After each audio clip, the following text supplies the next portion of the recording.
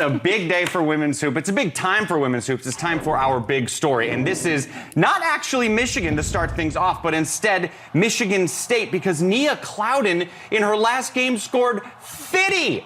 Half a hundo against Florida Gulf Coast. It was a Michigan State women's basketball record. She becomes the third player all time in the history of the Big Ten to score half 100 points in a single game. Now, the bummer is they lost the game. We'll get more on that in a second. But here are the last 5 50-point performances we have seen in college basketball. And you notice 2 times ago, Naz Hillman, just about 1 year ago, she dropped 50 in the game against Ohio State.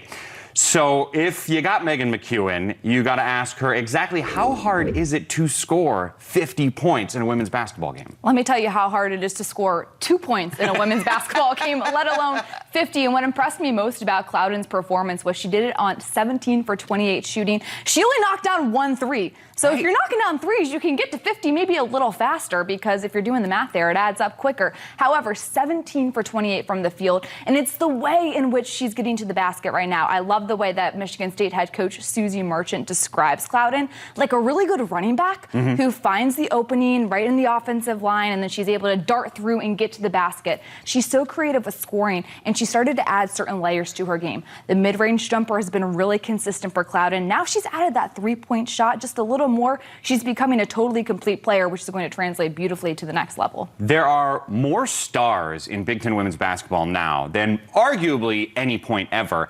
And there are so many that I feel like players like Nia, players like Veronica Burton, kind of get overlooked, but they are superstars in the Big Ten. When you take a look at the WNBA mock draft boards right now, you have Nia Clouden in there. You have Grace Berger in there from Indiana. Veronica Burton's in there as well. There's so much talent in the Big Ten right now that if you're not necessarily a flashy player, you might not get all the love in the world on social media. Although 50 points, I mean, I don't know how you get flashier than that. But Clouden's demeanor, she's very introverted, drawn into herself. In fact, we were laughing with Coach Merchant at Media Day that Nia Clouden's kind of getting a little more extroverted, and she's coming out of her shell just a little more, but she's a great on-the-floor leader for them, knows exactly what Merchant wants to do in her system. And I tell you what, if you get to go around for the rest of your life with a 50-point game and those types of bragging rights, I mean, nobody can bring anything else to the table with you. Pretty darn good. Although, sort of a big picture on Michigan State, I mentioned they did lose in double overtime, and you and I got to call their game against Notre Dame, which they also lost. They're sitting at 7-5 right now. What's your level of concern on this team that I think is good enough to be an NCAA tournament team, but now that conference play is starting, it's not like their schedule's going to get any easier? Well, the narrative for this Michigan State team is they dealt with injuries early on. In fact, right before the season started, 2 what were going to be starters got injured in Julia Ayrault and Tori Osmond. So off the bat, freshmen had to step up, and they've done a great job with forward Matilda Eck and guard Didi Hageman stepping up and getting really big impact minutes. The issue for Michigan State is who's going to step up scoring-wise other than Nia Clouden. They need someone else to consistently step up night in and night out and provide that double-figure scoring. Now, Tyre Parks had a double-double yesterday in rebounds and points. So there's that type of size inside that Michigan State's going to need come conference play time. The question mark, though, for the Spartans is who's going to step up with that consistent scoring besides Nia Clouden. Right. Parks is an option. Alicia Smith is an option. Eliza Winston. If you could get at least 1, maybe 2 of those going, this would be a very different Michigan State team. All right, I mentioned Michigan earlier. We are going to talk with Kim Barnes-Arico coming up in just a bit. They had, I think it's fair to say, the biggest win in program history. I mean, they beat number 5 Baylor, also in overtime. It's the highest ranked opponent they've ever beaten, and they're off to such a great start to the season. They're now a top 10 ranked team. I know you're not a connoisseur of every schedule in Michigan basketball dating back to the early 80s, but off the top of your head, biggest win ever? Yeah, that's a great point, Mike. I am not necessarily a connoisseur in that manner. That being said, this was a massive win for the Big Ten in general, especially coming off that Big Ten ACC Challenge, which did not necessarily go as well for the Big Ten in women's basketball. That being said, for Michigan to knock off this Baylor team, I was so impressed with the way they were able to do it, because Naz Hillman, the star player, fouled out in that fourth quarter. year. And this game went into overtime. So players like forward Leah Brown had to step up. Freshman guard Layla Filia had to step up. A lot of different players. Emily Kaiser, who's a forward for them, her senior year, stepped up big time. And they made defensive stops when they needed to make defensive stops. Overall, I think this Michigan team, we haven't even seen what the ceiling is with them. And Naz Hillman, again, didn't even play in overtime right. for them to get that win. So this is a very impressive Michigan team, and they have yet to even crack the surface of how good they can be. That's one of the things I want to talk with Kim Barnes-Arico about. They didn't even play a great game. No. Like, they had a lot of issues. I'm going to bring that up, see what her thoughts are. You should also bring out, she's been wearing some Maze pants lately. You got to bring up some of the Maze pants and the Jordan she's been wearing. It's probably a nice why they're winning. Could be. How about this now? They're number 9 in the country, highest ranking ever. Are they as good as you thought they'd be, or better than you thought they'd be at this point in the season? They are better than I thought they would be at this point in the season, just because of losing players like a Kenray Johnson and Haley Brown last year, who were impact players for them. Not to mention, point guard Amy Dilk went down within the first minute of the season with an injury that they're hoping that she's still going to be able to come back this season for. That being said, they have lost, again, a lot of pieces. They haven't necessarily had as many veterans return, which is what a lot of these top teams in the Big Ten have had the luxury of having, yet they're still consistently pulling out wins. So, again, when you have a player like Naz Hillman anchoring your middle, she has the ability to drop big points. She now has added that passing ability. She's finding teammates on the outside, and she is just impossible to guard inside because she plays with a level of physicality that's not common in women's basketball. Yeah. If Michigan can continue finding ways to get inside-outside basketball going and have players step up that aren't named Naz Hillman. Do you see the common theme here? Mm-hmm. The more consistency and balance you have, the better off you are. So Michigan's in the top 10. I think they're up there with the best teams in the league right now. Maryland, Indiana, Iowa's probably still in that conversation at least. Let's go bit by bit. Start with Indiana.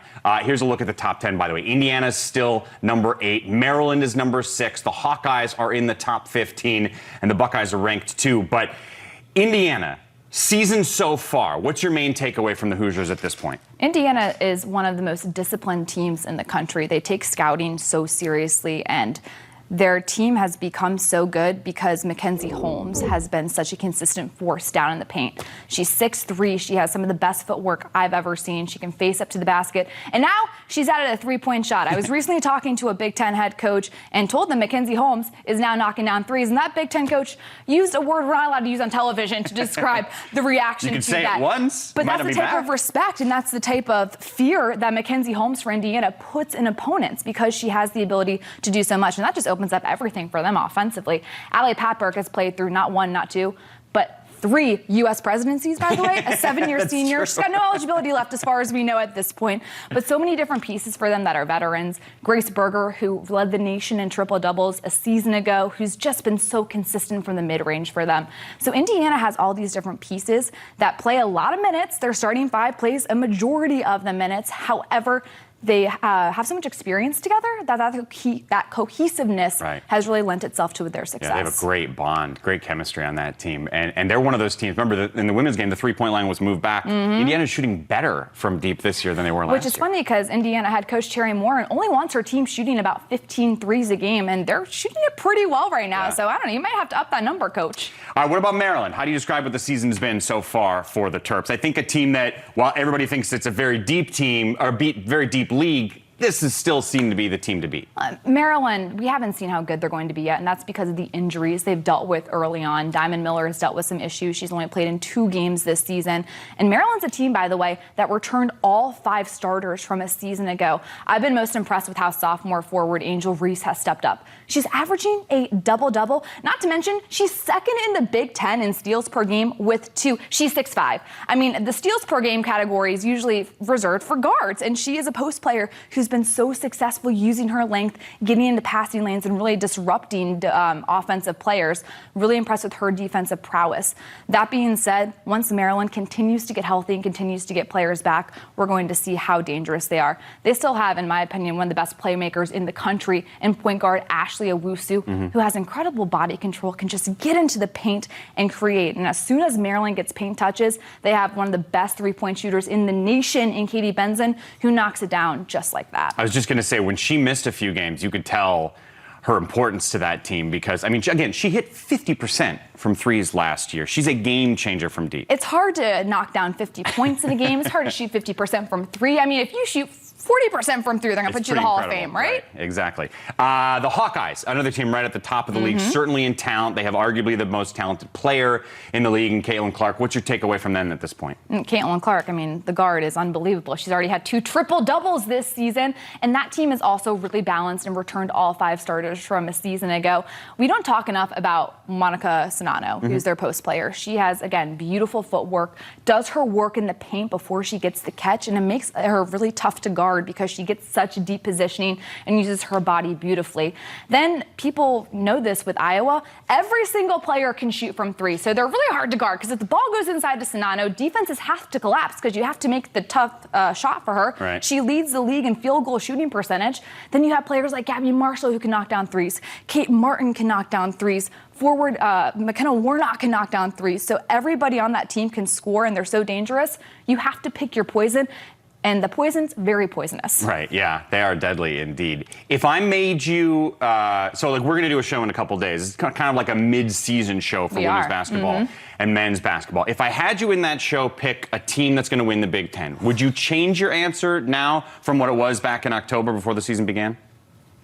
You're putting me on the spot right now. These are just things I have to think of. No, I would still think that Maryland is the favorite to win the league simply because they have so much depth. They have that type of veteranship, and they have all played together long enough at this point. They led the nation in scoring a year ago, and they still have the ability to score at such a high clip, and the pace they play is pretty uncommon in the Big Ten from the standpoint of, yes, a lot of teams like to play fast, but Maryland just takes it to a whole new level. Between Maryland, Iowa, and Ohio State, those are your teams that play really, really fast traditionally.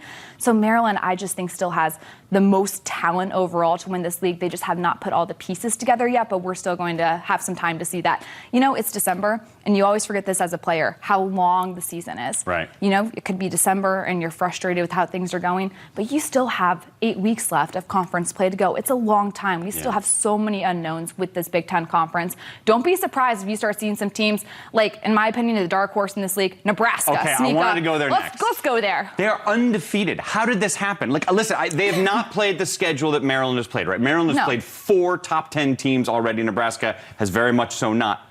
But undefeated is undefeated, and 11-0 is 11-0. You gotta show up day in and day out. It's like you and me playing cards, and I beat you every time. It still takes skill. It still takes a lot of effort and homework, though, to show up day in and day out and win games the way Nebraska has. They have this addition in point guard Jazz Shelley, who is a transfer from Oregon, who has been an unbelievable playmaker. She handles the ball with so much swagger. It's really fun to watch, and she's playing defense. She's rebounding, doing so many things, and she has great size at about 6 feet that she's tough to guard for a lot of teams. And now guard Sam Hybe, who was Nebraska's leading scorer for many years, is able to play off the ball. It takes so much pressure off of her, so she's able to kind of sink into this new role where she doesn't have to necessarily worry about handling the ball. Add in a player like Izzy Bourne, who can knock it down from 3 at that stretch 4 position, and she can also make a move at the basket. And then I think Bella Cravens, who's one of their forwards, is one of the best rebounders in the league. She's constantly hunting down low, finishing plays for Nebraska. They have been so balanced with their scoring. They get paint touches, and they can knock down 3s as well. In fact, at one point, they were leading the Big Ten in 3s per game. So this is a team that's very dangerous, very balanced, and is another coach in Amy Williams, who's one of the best scouters in the Big Ten. Yeah, and one of the things we've talked many times about this year is it's such a fun league because of how high scoring it is. There's so much. Nebraska scored 100 points in 3 different games. They were averaging like 100 points at the beginning of the season for like 4 games. It was unreal. It was incredible. All right, I'd like to keep you here for the whole hour. Oh, what else do you want to do? Producer Pavlos, what do you want to talk about? Just like, you got to get rid of her. We have to move on. Kim Barnes-Arico is waiting. Rafael Davis is waiting. Much more exciting. Yes, absolutely. Thanks. What an incredible time to be a fan of Michigan women's basketball. They are in the top 10 for the first time in the history of the program. This comes after beating top 5 ranked Baylor. They are an absolute on-fire team, and we are thrilled to be bringing in on the show right now the head coach of the Wolverines, Kim Barnes-Arico, who earlier this year passed the 200-win mark in her time in Ann Arbor. It's been an awesome year for you, Kim. You're now number 9. the highest ranking in program history. You beat Baylor. Let me ask you first about the Baylor one. I can't imagine there have been that many bigger wins in your time in Ann Arbor. No, Mike, that rate's right there at the top for sure. Had a chance to, when we were getting off the bus, when we finally got home later that night, we talked on the bus. And we went up and down from assistant coaches to our director of operations. Had anyone in their careers had a win like this? Now our team, our players on the bus, they can say that they have been part of something special like that. So it was definitely a great win for our program, a great win for our team, and especially our senior class. That picture that you had on before with our 4 seniors, just passionate about playing basketball at the University of Michigan, and just the vision that they came in with, that they could create something incredibly special. Pretty much says it all. Yeah, I mean, there's something else. And I want to ask you about some of your individual players. I'm going to get to Naz in a little bit, but let's talk about Leah first. 25 points in that game. When you and I talked like a year ago about her, I think you said something along the lines of, when we had to play against her, I hated it so much. And then like the second she came in, we realized how incredibly talented she is. It's almost unfair to her that she's got this program all-time player and Naz next to her, because she's really talented. Yeah, but that's what I think makes a really special team, and I think that's part of the reason that she was drawn to the University of Michigan was the opportunity to play with someone like Naz. If you're a great player, you want to be surrounded by other great players, and I think that's Leah's philosophy. I mean, she's such a competitor, and the country got to see that on Sunday. She just, willed our team to victory, and once Naz fouled out, she was able to make play after play after play. But we had other people step up, but we definitely wanted the ball in her hands. And she's a special talent, Leah Brown is, for sure. You know what's really exciting, Kim? That game against Baylor wasn't even your team's best game. I mean, your assist total wasn't amazing. Your 3 points weren't amazing. Naz didn't shoot well. She fouled out. Like, think about that. You beat a top 5 team when you didn't even play your best. Yeah, no, it's exciting, and I think we better continue to improve, because the Big Ten is incredible. The Big Ten is the best that it's ever been from top to bottom, and night in and night out, we're going to have to face incredibly talented teams. So we know that we're a work in progress. We know that we're a team that needs to continue to improve, and we will. I mean, that's obviously our goal. It's only December, and we want to be great in March. But it was unbelievable to come out of the game the other night with Naz being in foul trouble the entire game and Naz fouling out, but for everyone else to step up and to play a part in that victory was really special. And that's what we talk about inside our program, the culture that is created, and the belief that, it's a process, and if you continue to grind and you continue to work, your opportunity is going to come. And no greater example than Danielle Roush and Emily Kaiser, who really played significant minutes in that game and just, have stayed the course through their career. Obviously being surrounded by Leah Brown, but Maddie Nolan came in and made some big plays down the stretch, and Cameron Williams was just outstanding. She came in for Naz and really did a tremendous job for us. And then, you're surrounded by some young kids and some freshmen. In Layla Filia, we feel like one of the best freshmen in the country right now, really stepped up in a big game the other day. Literally, Kim, my next question was, it's easy to talk Naz and Leah. Who needs more attention? Is it Nolan, Kaiser, Roush, or somebody else? You took it away from me perfectly. Yeah, I think those are things that we talk about being on a great team, being on a championship team, are people that are buying into their roles and people that are doing what they need to do, doing their job to help us be successful. And we have a team of people like that, a team of people that sacrifice. They might not get the headlines, or they're not going to be on your show every week, but they're going to be the ones that are the difference in us being successful in that game. game.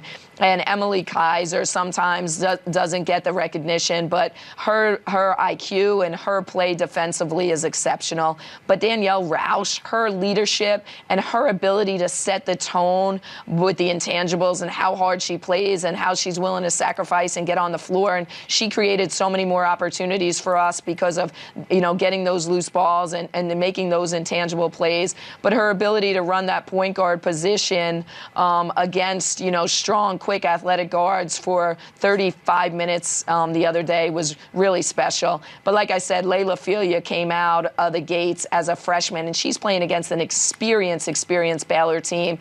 2 guard transfers, one 6-year, one 5th-year, I believe. And she's, just finished high school and playing in the biggest game of her college career so far, and had just a special night for us. The other thing about your team right now is you're not 100%. And I get it, everybody has to deal with injuries. But you lost Amy Dilk 1 minute into the season.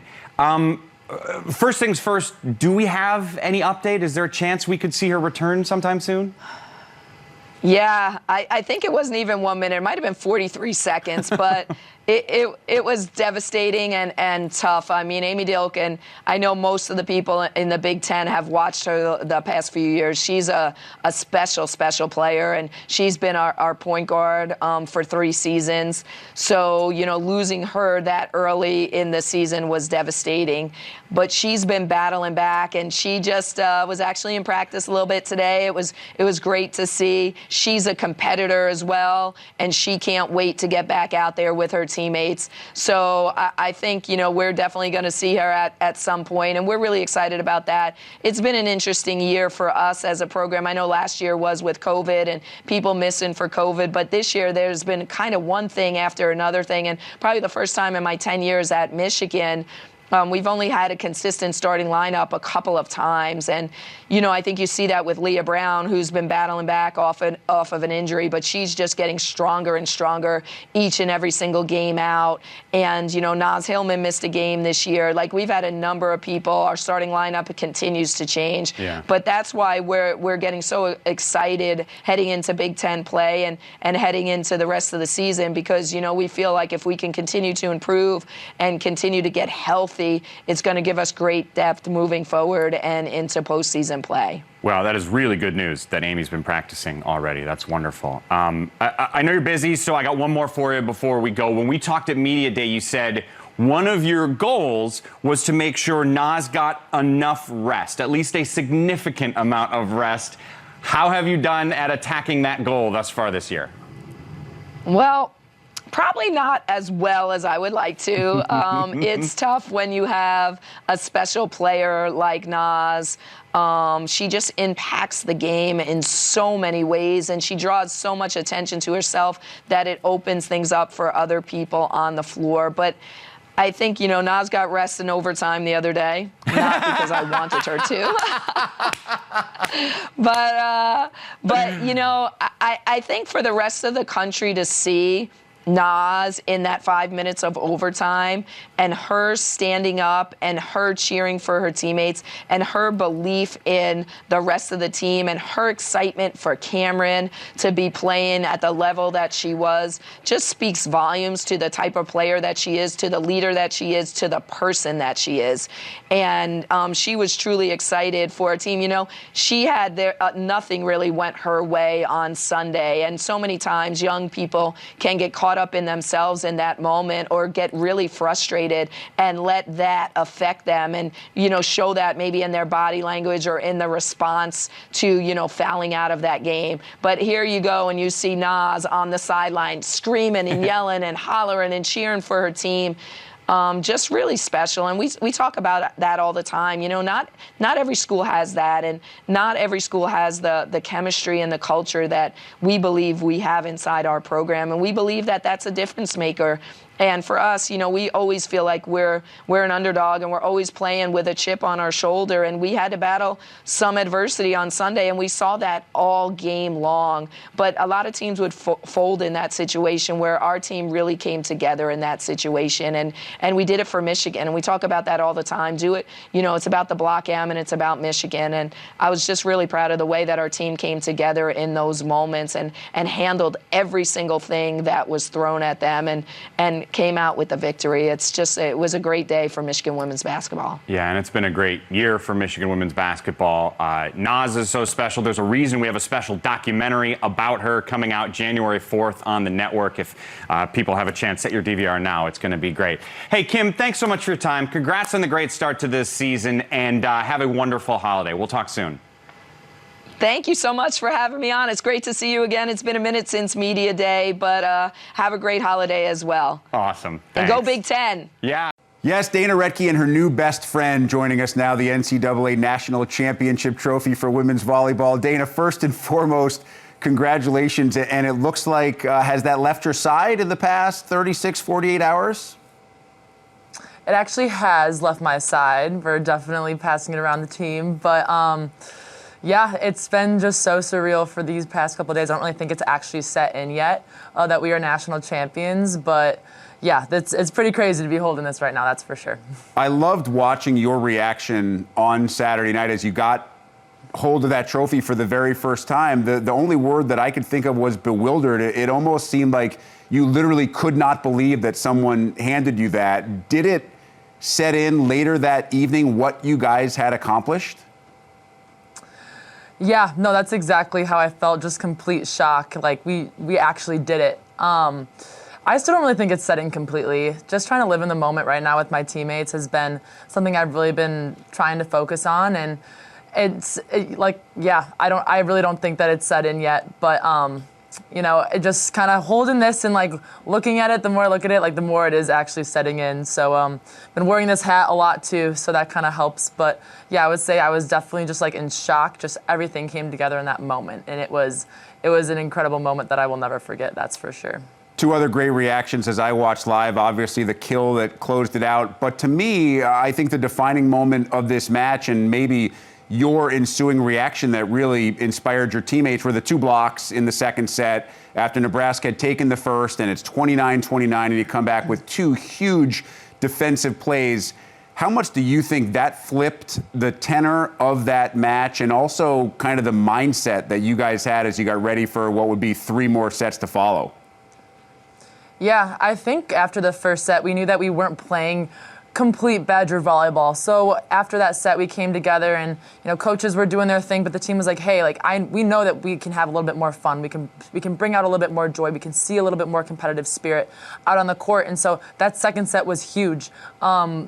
We were 2 points away by going down 0-2. So just having those big time moments, and this team really pulled through. And that wasn't just a testament to me. I know that those blocks, I guess, were from me, but this whole team fought so hard from backcourt to the front court and vice versa. It was definitely a complete team effort. And like I said, against Louisville, I think that was probably one of the most team effort wins that I had in my career here. And so I think that kind of transferred over to the Nebraska match. I think that one now takes the podium for being the greatest team win that I've been a part of here at Wisconsin. I know there was so much emotion after this win, not just from the team, but from Coach Sheffield as well. A large group of you decided you got one more year in the pocket. You're going to come back and try to accomplish exactly what you accomplished. How much more special does it become when you consider not just the decision for all of you to make, but also what you went through last year with yourself, several other players in the team, dealing with COVID and not having the year that you thought you would have, being number one and not winning the championship, and then making it happen this season? Yeah, I think you really saw that all play out, and that last point right there, that's really when that all came together. But just that decision to come back, it was a big one for me. I know it was easier for some rather than others, but us all as super seniors making that conscious decision to come back, not knowing that nothing is guaranteed. We were going to put our hearts out there on the line again for one more shot at this. So I think those final points, like you saw all of that emotion, all of that in that moment. And I think that's where it came from. You just saw the clip of Kelly. I think I've watched that like 20 times because I think that just explains it all. It's just incredible how this team fought. Just this super senior class and the senior class in general, super special. I wouldn't have wanted to go to battle with anybody else. And it really is surreal that it finally happened this year. Third time's a charm. So what's the celebration been like since you got back to campus? I know there was a greeting as you guys arrived with your new best friend, that national championship trophy, and the ensuing day or so ever since then. What's it been like for you guys? Honestly, we've just been spending so much time together as a team. This team is just so closely knit, and we know that this is our last couple of days together as a unit.